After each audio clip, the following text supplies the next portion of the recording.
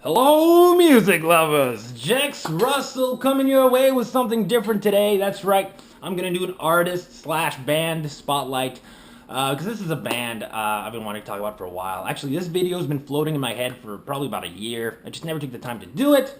But this band here, I feel, needs more recognition. I've been a fan for over a decade now, and not a lot of people know. Not a lot of people know about this band, but I'm seeing that more and more people are bringing them up in the VC, which is great. But I thought, I'll talk about their history, go over the discography, and hopefully make some new fans out there, because they're really an awesome band. They need more recognition, So here we go. The band is none other than Teenage Head.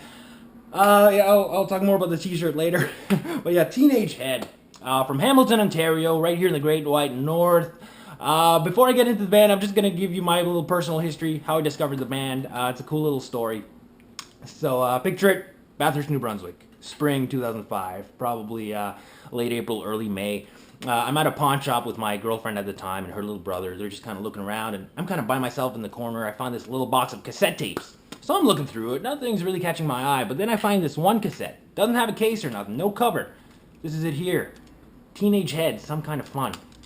Didn't know anything about it, but I'm like, I was drawn to it for some reason, even without a cover. I'm like, what's this? And then I'm reading the song titles, Let's Go to Hawaii, Sheilas Scarf. And then a few songs jumped out at me. Teenage Beer Drinking Party.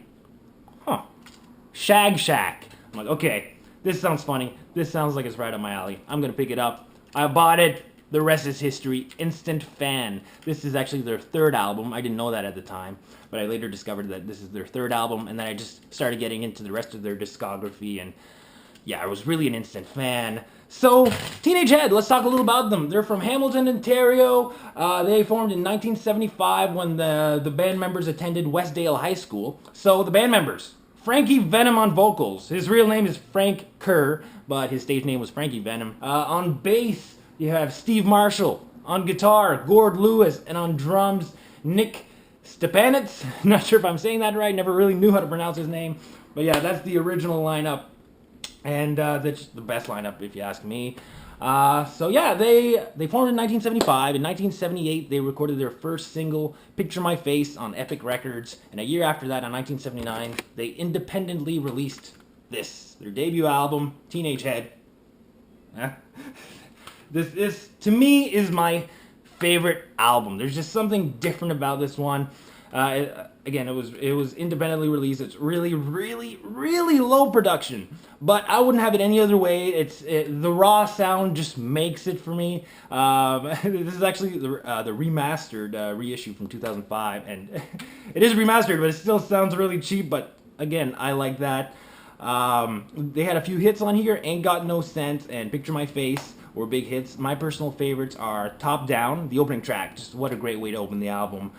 Top Down, You're Tearing Me Apart, Little Boxes, Get Off My Back. Those are all favorite cuts. I'm probably going to show a few clips on here just so you can get a little idea of the band. So here we go.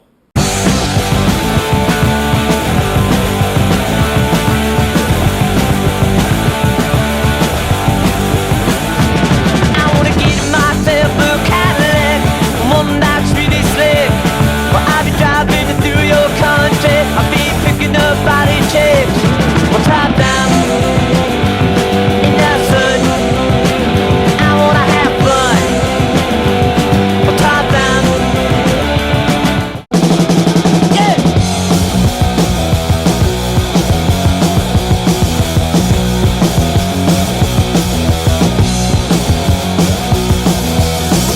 Shine like a reason in the sun.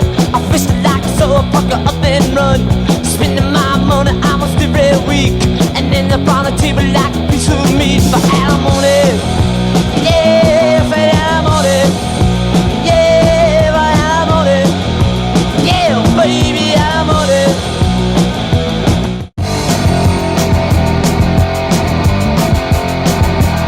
Oh, with a phone to keep my fast. Hey, when I go home, in a town to relax. Oh, when I feel low. You like what you hear so far? I hope so. Definitely try to track this album down if you can. I sadly was never able to find a copy on vinyl. It doesn't I don't come across it very often, but I'm hoping to find a vinyl copy someday because it would be a really great add to my collection.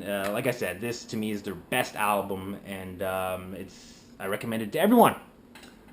Moving right along, their next album, 1 year later, 1980, they released this, Teenage Head, Frantic City. This is probably their most successful album. This was their start on Attic Records, and yeah, this is what pretty much got them famous. You know, they were never really world known, but this was their, you know, their biggest hit. Wild One was a big hit, and Let's Shake, probably their most well-known tune. Personal favorites of mine on here are Take It and Disgustine, because let's be honest, how can you not like a song that starts with Nice day for the party, isn't it? So yeah, like I said, the first one is my favorite, but a lot of people would consider this as their favorite. Definitely a quick second. So here are a few clips from Frantic City.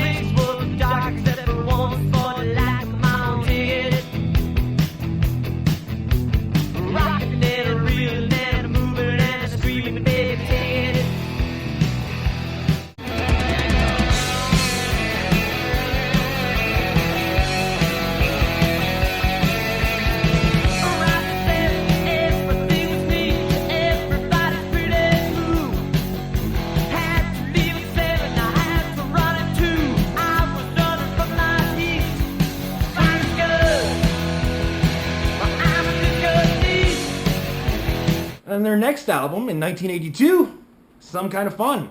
The one that started it all for me. I got it on cassette, and later on I got it on CD.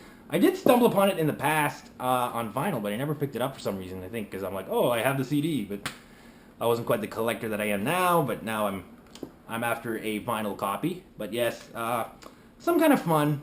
It is the one that started it all for me, so it's got that special place in my heart, but it's not my favorite. They're getting their sound is kind of changing here.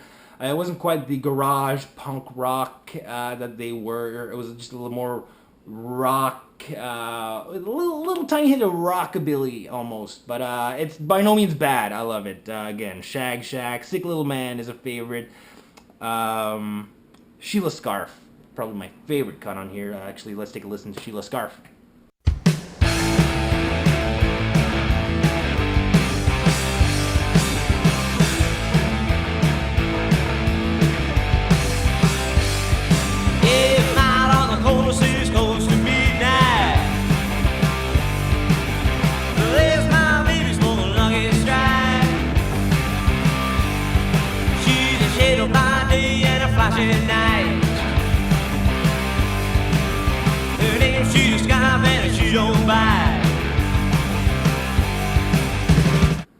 Pretty good, right? So yeah, this is Some Kind of Fun. Definitely check it out. A year after that, 1983, Teenage Head got signed on MCA Records in the US. And they put out an EP, which is very, very interesting. I'll show you why. This is the EP that they put out. Notice anything different? This! Teenage Heads. Canadian fans outraged. You know, MCA thought that Teenage Head is a little too suggestive of a name, so we might change it to the more family-friendly Teenage Heads.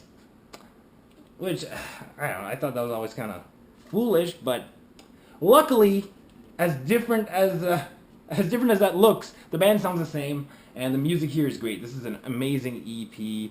The title track, Tornado, is a really great song, and my favorite is the last one on here, Love for Sale, which I highly recommend checking it out.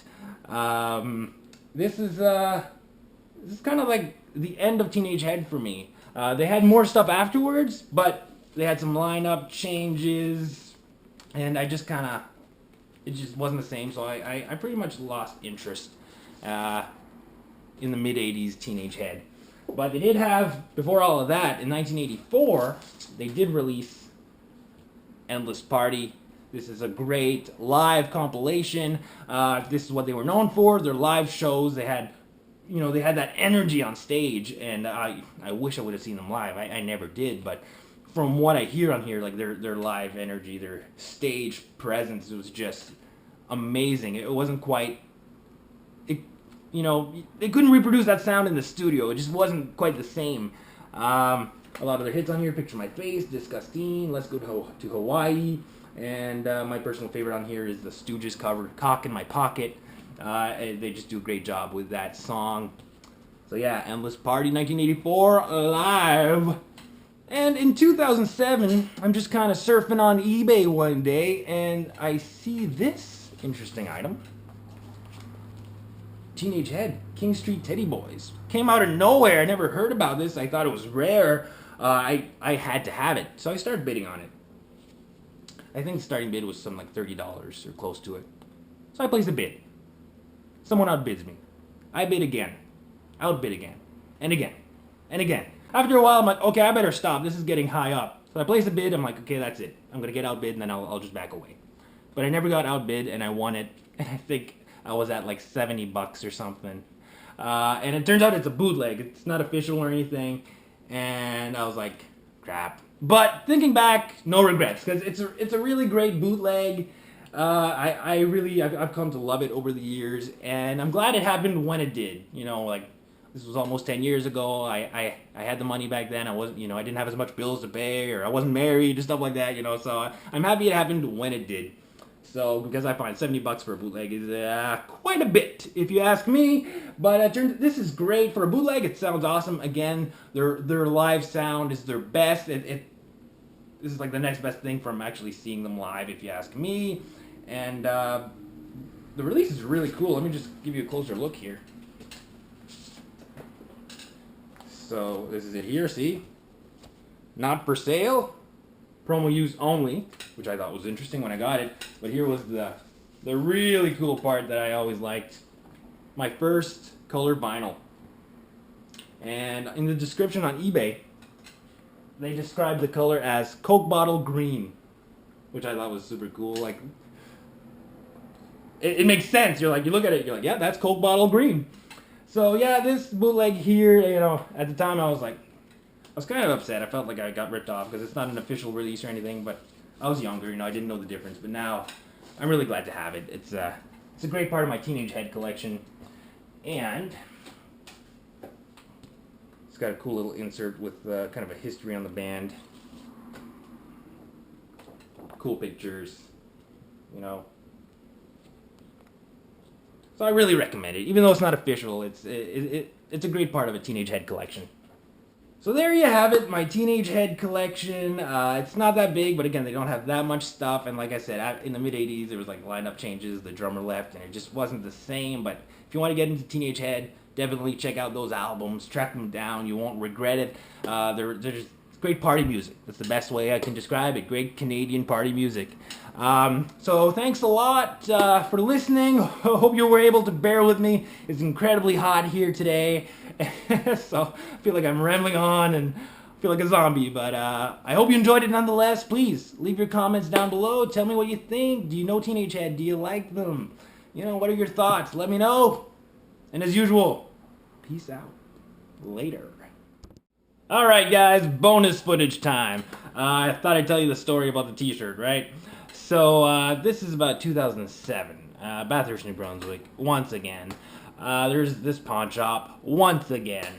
And at this pawn shop, in the corner, there was this guy who made custom t-shirts. You could bring him any design and he would print it on a t-shirt. And I thought, that's interesting. So one day I come to him with a diskette.